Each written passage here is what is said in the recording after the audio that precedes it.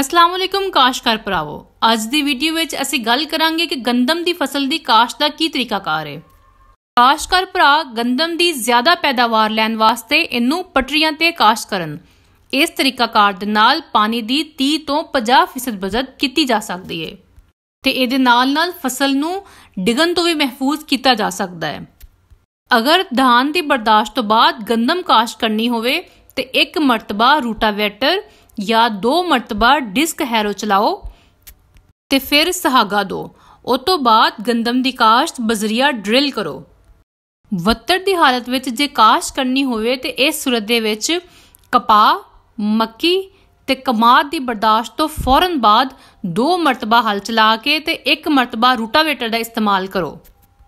आपाश इलाकिਆਂ ਦੇ ਵਿੱਚ मौजू वक्त ते काश्त करन वास्ते शराय 50 किलोग्राम फी एकड़ रखो ते बी दा उगाओ दी शरह 85% तो ज्यादा होनी चाहिए। बवाई तो पहले फसल नूं फफूंदी कश जहर जरूर लगाओ। इहदे नाल फसल नूं बहुत सारियां बीमारियां तो बचाया जा सकता है।